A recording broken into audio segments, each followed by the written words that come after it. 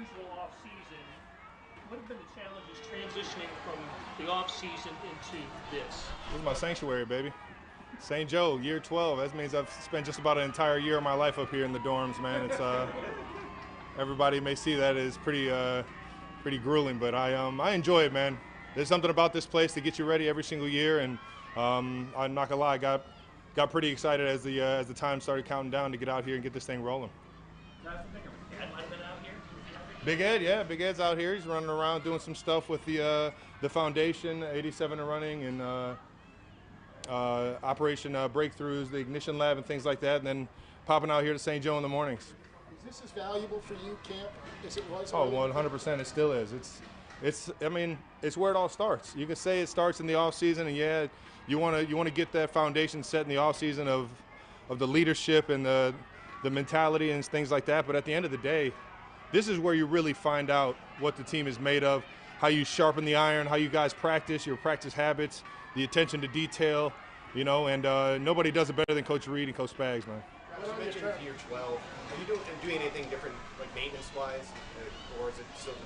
I mean, over every single season, you find ways to get better. What works for you, what doesn't, and you just want to amp it up every single year so that you keep finding ways to kind of climb that staircase of success. And yeah, I would say I'm doing some things different, but nothing really in the grand scheme of things. Just putting my nose down and grinding. Well, I got to ask, as a veteran, and this is not on the field, but as a veteran on the team, do you like some of your teammates and some of the players around the league hopping off about just playing 18 games, kind of like negotiating in public? In the media, Joe Burrow talking about, two bye weeks, Pro Bowl in the middle of the season, where they're just like kind of giving the owners things away. I know recently the NFL has talked about, going to 18 games, and that's something that the Players Association has talked about now, that they might be open to some negotiation. I mean, negotiating in public where you're not, talking about extended benefits more than 5 years past your retirement, and maybe some type of other benefits health-wise. And like, are you a fan of that, of your teammates? I'm more of a fan of the action of it. So we need to get the guys together, and that's why we have the PA. I think that's where we really make differences in the guys' lives now and after football. And, sometimes saying a few things gets that awareness out and gets guys talking and things like that. So I'm really neither here nor there. But at the end of the day, when it comes down to a vote with the PA and the league, we need everybody voting on that stuff to really get things, going in our favor in a sense. You're the veteran. You're, of course, set for life regardless of how a vote would initially take place. But what would you like to see since the last collective bargaining that players kind of focus on? Because this is going to come up. So what would you like to see them focus on? Man, I would have to really sit down and think about that one. I haven't really thought about much of that. Right now, I'm just happy that I'm in the NFL and I get to play, baby. Much love. There's a lot of new guys, even on this offense. I guess, the first week now being in pass, just what intrigues you most about what the group can do this year, and I guess what excites you most about the possibilities of the offense? We just got new pieces. We got new chess pieces, guys that have different, traits, and we're just trying to blend that all together to make the best team possible, both on offense and defense, and obviously special teams. But it's the ultimate, grind session of working together. We have to be more together right now than even kind of, well, I don't want to say during the season, but right now this is where you really build that togetherness, that chemistry, that ability to, lean on each other and fight for each other. We'll let you know that's going well in camp. Say it again? We'll let you know that that's going well in camp. Well, I think it's set in stone. Coach Reed puts this challenge in place, and he leads his guys, and the leaders that have been here know how he wants that to be done. So it's really just, you grind, you come to work every single day, and you go to practice with the right intentions. You slowly start to see the team get better and better every single week.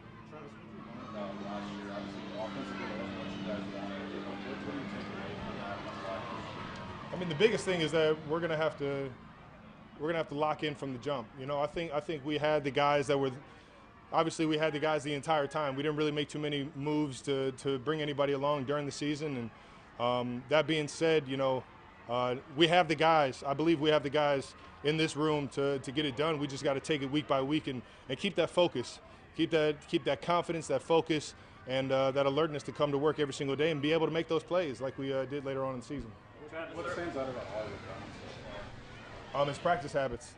Right away, he immediately became one of the leaders on the team on the offense, just by how he's practicing, how he's coming to work, his attention to detail, and that's doing wonders for the wide receiver room, for everybody around. Seeing that guy want it that bad every single day, I mean, it's only going to make you want to work harder. And then on top of that, he's still getting better. You know, he's getting better in this offense, so it's fun to see him grow in this offense as well. Hey Travis, there was a viral video yesterday. You threw your gloves to a girl with a Taylor Swift shirt on. I just wondered, what was your end of that interaction? I wish it was as true as the video made it seem. Okay. I kind of just threw it in the stands, but sometimes fate, somebody just ends up landing a glove that they didn't know they were going to get. Travis, Patrick said he brought a TV to camp for the first time because he wanted to watch the Olympics. So, you a big Olympics guy? Any events you're I love it. I love it. I can watch it on my phone though. It's got to get YouTube TV, guys. Couple more. Do you have a score from last night's game between K-State and Texas Tech that Patrick was playing on EA Sports? No. Let's go over there. Travis, are you just as hard on yourself for a mistake or a bad? I'm my biggest worst. I'm my biggest critic. I'm my worst critic. Nobody can tell me, how bad I did on a play. I know it right as the play got over with. I know what I need to do better and everything. It's just you have to have that certain mentality of always finding ways to get better, even when you have success on a play. And that's just how I've kind of went about it. And I got that from Coach Reed, knowing that you can always do things better and you can always make somebody else's job easier on this field. Last two. PJ or Lester. PJ Nathan. Travis, I know this is a question that's further down the line, but as someone who's going to be, in the legacy of this franchise, do you have an opinion on the stadium? Do you want the team to stay at Arrowhead, or have you thought about that at all? I guess I guess Arrowhead's home for me in Missouri right now. I've been there for the past 12 years, so I do feel like it's a part of my heart and everything playing in that stadium out there in Raytown. But the fans want what the fans want. We play for them, so I think it's up to them and in the head of the organization, Clark Hunt, and everybody. I know they'll do the best that they can to give everybody what they want and make the best decision for the organization. Travis, obviously we saw you traveling around quite a bit this summer. Was there anything that you had to do to get prepared for this that was different than, say, year 6, year 7, based on just the obligations you're doing? I would say for the biggest thing was getting my body right. Last year was pretty taxing on my body, and I mean, it is what it is. I've had more snaps than a lot of guys, if not everybody in the NFL, over the past 5-6 years. And I'm very fortunate. I'm very prideful of that. But I know it has taken a toll on my body. So it's just making sure that my body's getting that rest and that ability to train harder and be able to withstand an entire 17 to 20 game season. Is that more like personal trainers? Is that more, Oh, it's the full gamut. I got guys all over the place. I have my personal PT, and then on top of that, I got the best in the world here in Kansas City. So. You still work with Skasel? Yes.